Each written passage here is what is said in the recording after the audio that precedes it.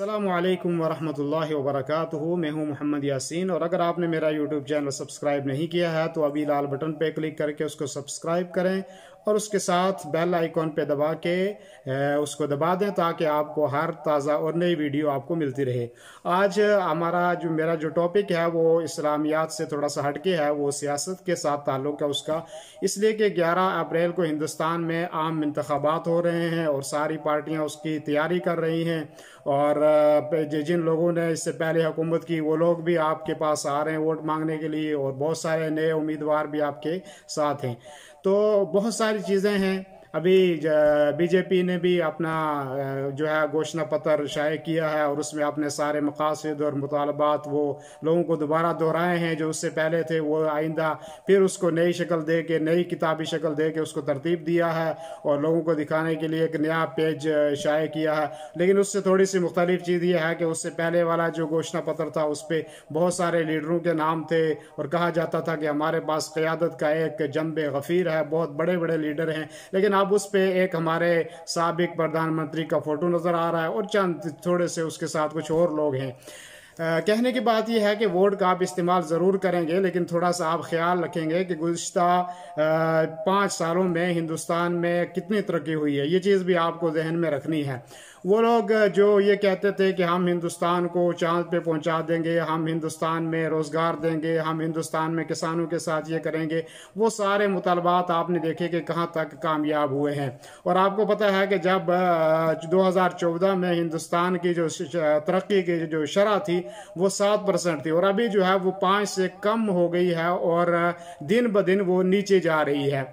और आपको पता होगा कि हिंदुस्तान में ये कहा गया कि हिंदुस्तान के जो बड़े नोट थे हिंदुस्तान में उसको ख़त्म कर दिया जाएगा और नए नोट जो है छापे जाएंगे और जिससे दहशतगर्दी भी कम हो जाएगी, जिससे आम जो छोटे जो लोग जिनके पास छोटे नोट होते हैं वो भी जो है उससे फ़ायदा हासिल करेंगे।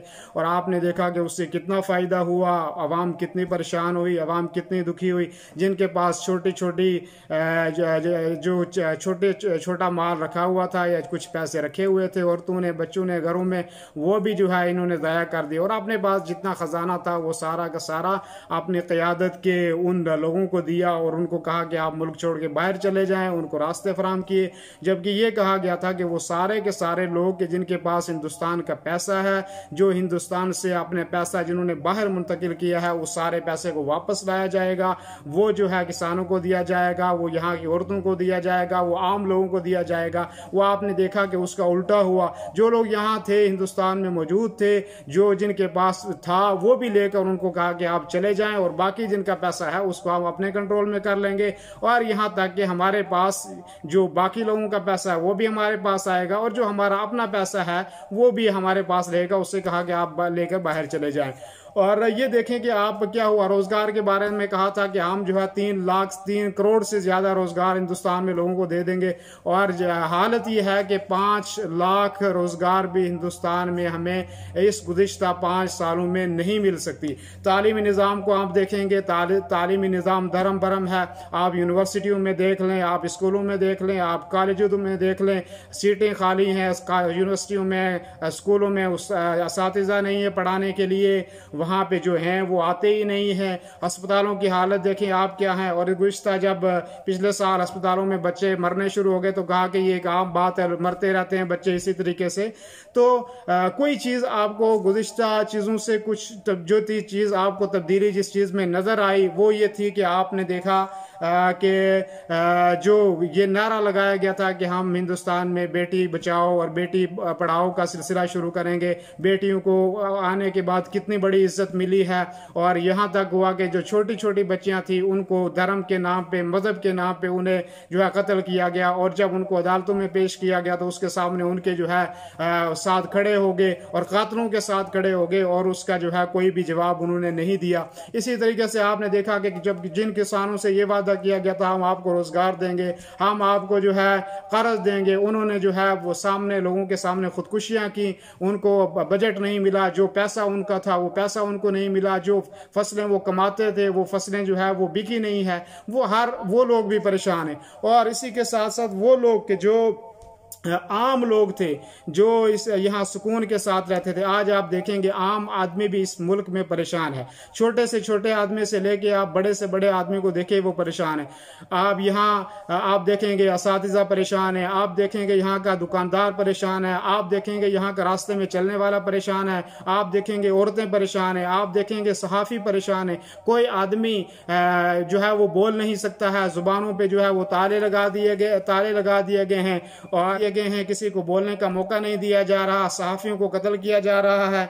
और गुज़िश्ता वो सहाफ़ी के जो हिंदुस्तान बचाओ की बात करते थे, जो हिंदुस्तान में अमन की बात करते थे, उन्हें कत्ल किया गया। गौरी लंकेश को देखो, आज तक फैसला ही नहीं हुआ कि किसने कत्ल किया, कौन थे इसके पीछे, उनको आज तक जो है वो सामने नहीं आ सके।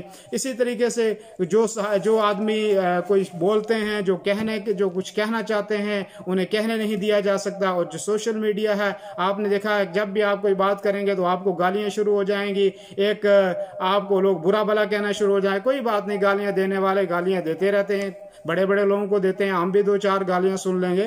तो कहने का मकसद ये है कि सोशल जो आम मीडिया है उसको खरीद लिया गया है, पैसे पे उसको जो है खरीद लिया गया है। और रातों को आप देखते हैं कि जो वहाँ डिबेट होते हैं, जहाँ वो बहस होती है, जब कोई आपको सच बात कहेगा, जब आपको आपने कोई आपकी असलियत बताएगा तो आप उससे कहेंगे कि ये तो इस दहशतगर्द है, इसका इस मुल्क से ताल्लुक ही कोई नहीं है, ये इस मुल्क का इसका एहसान ही कोई नहीं है। तो आप उसको डरा धमका के आप उसको चुप कराने की कोशिश करेंगे। ये रवैया है। और मैं सोचता हूं कि आम हिंदुस्तान की सियासी बुनियादें जो थी वो इस वक्त कमजोर हो चुकी हैं।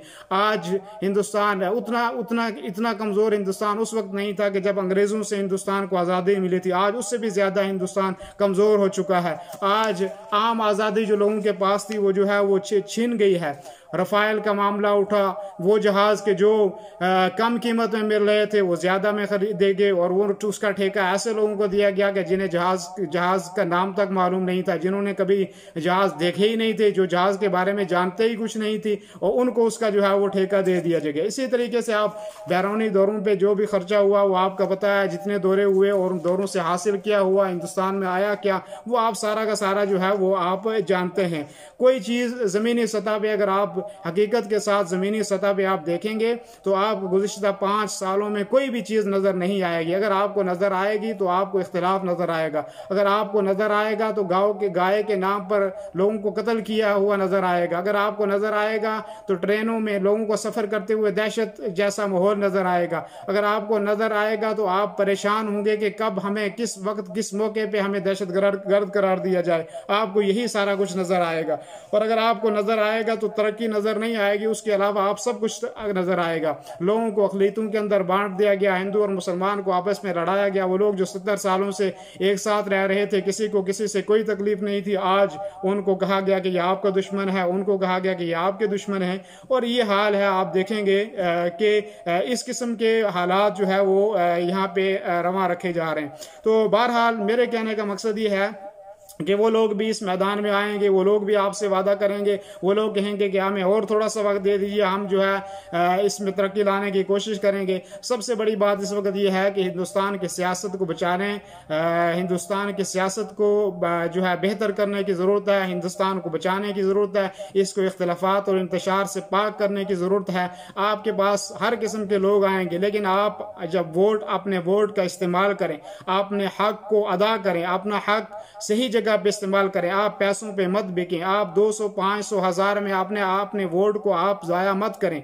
और फिर आप ये कहेंगे कि इसके बाद कि हमें हुकूमत अच्छी नहीं आई, हमारे साथ अच्छा रवैया नहीं। मैं किसी की पार्टी के बारे में ये नहीं कहता कि आप उसी को वोट दें, लेकिन मैं ये ज़रूर कहूँगा कि आप ऐसे आदमी का इंतखाब करें कि जो सच्चाई के ऊपर बात करे, जो सच्चा आदमी हो, जो हिंदुस्तान की बात करे, जो तरक्की की बात करे, जो आपके हुकूक की बात करे, जो आपको परेशानी की हालत में काम आए। आप कौमियत के ऊपर इस इलेक्शन को मत लड़ें, आप तासुब की बुनियाद पे उसको मत लड़ें, आप इलाकाई तौर पे उसको मत लड़ें, आप जुबानी एतबार से अपने वोट को तकसीम मत करें, बल्कि आप ये समझें ऐसे आदमी को आप इंतखाब करें, ऐसे आदमी को अपना उम्मीदवार चुनें कि जो हिंदुस्तान की फलाह के लिए काम करे, जो हिंदुस्तान की तरक्की के लिए काम करे, जो किसानों के लिए काम करे, जो मजदूरों के लिए काम करे, जो यहाँ की इज्जत, जो यहाँ की औरतों और यहाँ की बेटियों की इज्जत के बचाव की बात करे। ऐसे लोगों को आप वोट दें कि जो हिंदुस्तान की तरक्की के अंदर काम करें।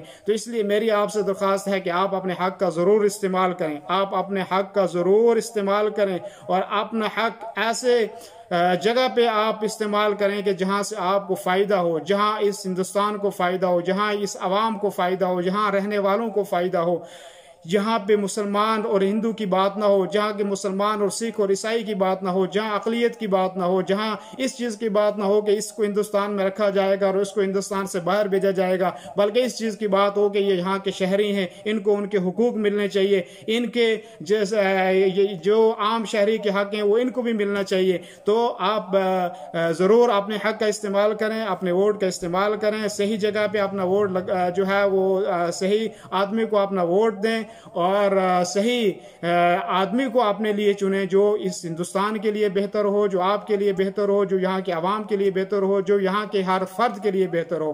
तो मुझे उम्मीद है कि आप इस वीडियो को ज़रूर देखेंगे, उसको शेयर भी करेंगे और मेरा यूट्यूब चैनल उसको सब्सक्राइब भी आप करेंगे, और ताकि मज़ीद आइंदा जो भी वीडियोज़ हैं वो आप तक पहुँचती रहेंगी। और मेरा ये हक है, आपका ये हक है कि हम हिंदुस्तान की बात करें, हम अमन की बात करें, हम अच्छाई की बात करें, हम आपस में हमदर्दी की बात करें, हम कामयाबी की बात करें, हम वो बात करें कि जिससे इस मुल्क को फ़ायदा हो, यहाँ के रहने वालों को फ़ायदा हो, यहाँ माइशत के अंदर तरक्की हो, यहाँ कमज़ोर लोग जो हैं वो ऊपर आएँ, यहाँ तालीमी मैदान में लोग तरक्की करें, यहाँ जो है हर किस्म की तरक्की हो, यहाँ कोई आदमी जो गरीब के साथ अलग सलूक ना हो, अमीर के साथ अलग सलूक ना हो, बल्कि सारे के सारे लोगों को उनका हुकूक मिले।